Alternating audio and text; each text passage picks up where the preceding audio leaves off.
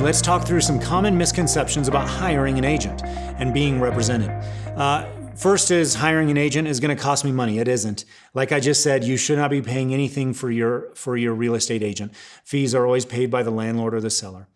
Second, not hiring an agent can actually save me money. And that too is not true. If the landlord is setting aside a fee or they're paying a real estate fee, maybe I just get them to give that to me in terms of a tenant improvement allowance or something like that, or a lower lease rate. That is also not true. That fee has already been set aside for their listing agent, right? And so not only is that listing agent going to get paid a double commission, but by trying to take a DIY approach to real estate and going it alone, you don't understand or realize all of the different components that could cost you tens to hundreds of thousands of dollars, whether it's now or in 20 years when you try to sell the practice and you realize that you've got to pay that landlord 20 or 30% of your practice, right? All the little things we've been talking about that are negotiable, it's important for you to understand that not hiring an agent can actually cost you a ton of money. Another common misconception, my attorney can handle my real estate negotiation. We are 100% for you having a real estate attorney, a good dental real estate attorney. You need one. And if you don't have one, we are going to give you a couple of names of some dental real estate attorneys that you should be talking to, because that is vital. But your real estate attorney should really be focused on the legal language of the lease. They are not out negotiating lease comps. They are not, lease concessions. They're not looking at lease comps. They don't know base rent rates and what is common for operating expenses and things like that, annual expenses. They're not going to be negotiating 3 or 4 properties simultaneously. So your real estate attorney is vital. You need them to be doing the legal language, but you need your real estate agent to be doing all of the business or all of the deal points of that lease. Another misconception, my residential agent can assist me, can help me.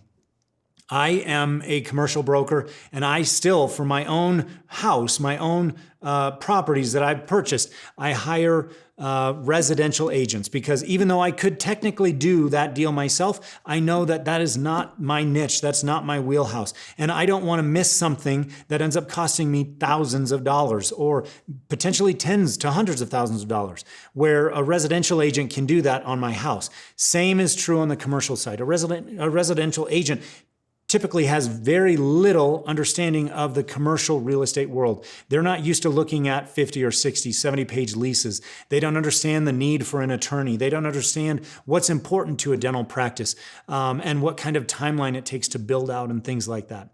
And then the last common misconception, all commercial agents are the same. That too would be a gross misunderstanding or misconception. And that's because there are many different types of commercial agents.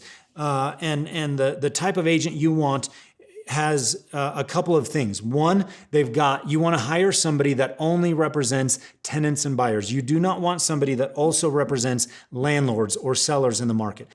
That's really important, because if the agent you're looking at represents sellers or landlords in the market, their best interest is not going to be solely to you. They might be chasing the next listing that landlord who has 300 buildings in that market. He's going to be chasing those listings. So is he going to negotiate as aggressively on your 2,000 square foot lease? Likely not. They might be nice to you. They might be friendly and cordial. They might go find you a property or a space, but they're not going to be representing you exclusively like a buyer-tenant only agent would. So to recap, landlords use professional representation, and that's why it's essential that you too have your own representation. And lastly, when you're coming to the negotiation table, it is imperative that you are looking at multiple options with your agent to make sure that you are getting the best deal possible.